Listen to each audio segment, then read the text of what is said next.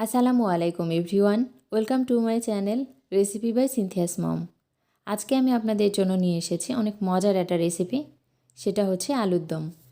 এটা রুটি, লুচি, পরোটা সব কিছুর সাথেই খেতে পারবেন, আর এটা খেতে খুবই মজা হয়ে থাকে। আমার আজকের রেসিপিটি যদি ভালো লেগে থাকে তাহলে লাইক, কমেন্ট, শেয়ার করতে ভুলবেন না।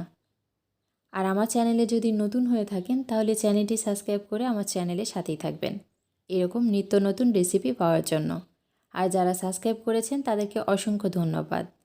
চলুন তাহলে চলে যাওয়া যাক মূল রেসিপিতে। এর জন্য চুলায় আগে থেকে একটা প্যান বসিয়েছি। এবার এর মধ্যে পরিমাণ মতো তেল দিয়ে নিলাম। তেলটা কিছুটা গরম হওয়ার পরে হাফ চামচের মতো গোটা জিরে দিয়ে নিলাম। এবার একটু নেড়ে নিচ্ছি।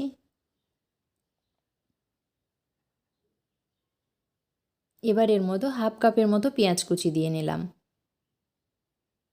পেঁয়াজটা নেড়ে চেড়ে হালকা করে একটু ভেজে নেব।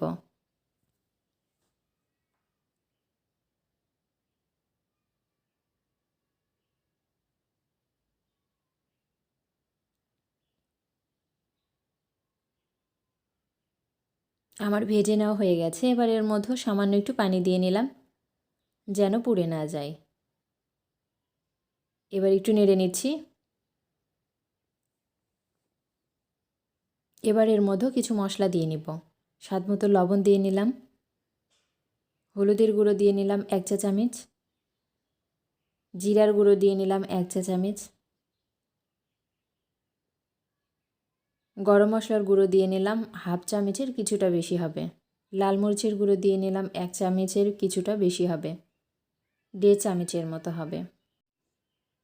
আদা রসুন বাটা দিয়ে নিব 1 টেবিল চামচের কিছুটা বেশি হবে। এবার সবগুলো মশলা ভালো মতো একটু নেড়ে নিচ্ছি।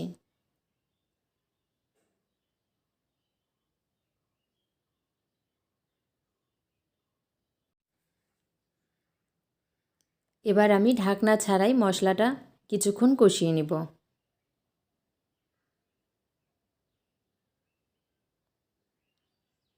আমার মশলাটা কষানো হয়ে গেছে।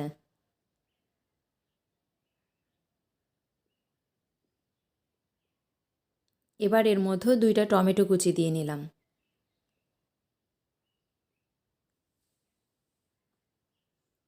এবার মশলার সাথে নেড়ে নিচ্ছি।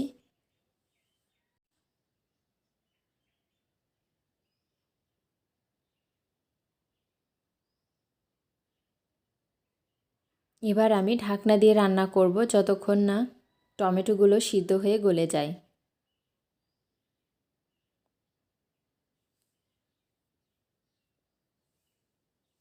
বেশ কিছুক্ষণ রান্না করার পরে দেখতেই পাচ্ছেন টমেটোগুলো অনেকটা সিদ্ধ হয়ে গলে গেছে।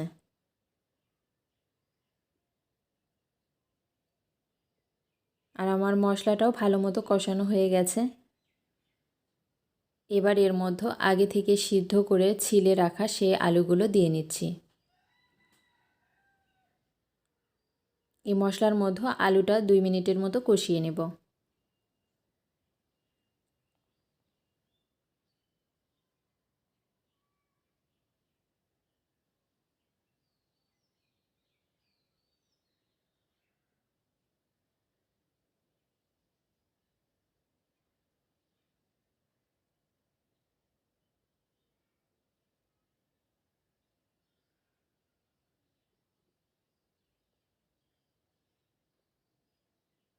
কষানোর জন্য আমি একটু ঢাকনা দিয়ে নিলাম। 2 মিনিট পরে ঢাকনাটা উঠিয়ে নিয়েছি। আমার আলুগুলো কষানো হয়ে গেছে। এবার একটু নেড়ে নিচ্ছি।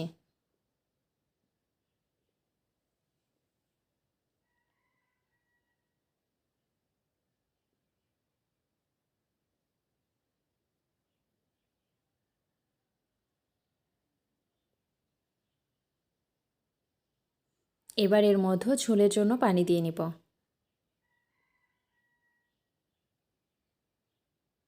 আমি এখানে 1.5 কাপের মতো পানি ব্যবহার করেছি।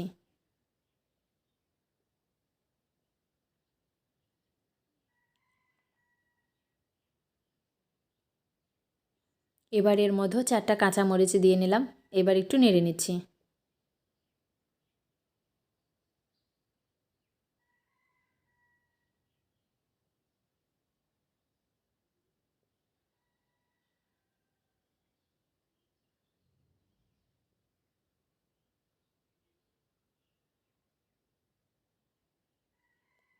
এবার আমি ঢাকনা দিয়ে বেশ কিছুক্ষণ রান্না করে নিব। বেশ কিছুক্ষণ পরে ঢাকনাটা খুলে নিয়েছি।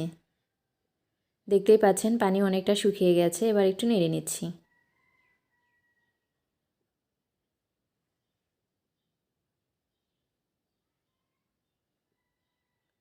এবার আমি ঢাকনা দিয়ে রান্না করব, রান্নাটা মোটামুটি হয়ে আসা পর্যন্ত।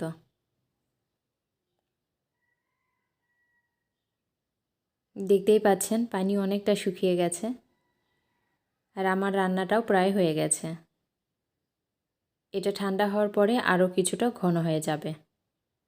আপনারা চাইলে এই পর্যায়ে ধনিয়া পাতাও দিতে পারেন। এবার আমি এর মধ্যে 1 চামচের মতো ভাজা জিরে গুঁড়ো দিয়ে নিলাম।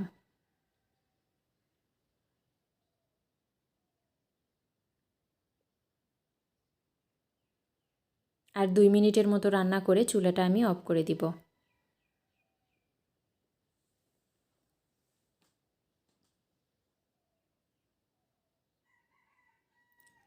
আমার রান্নাটা হয়ে গেছে আর আমি চুলাটাও অফ করে দিয়েছি, দেখতে পাচ্ছেন।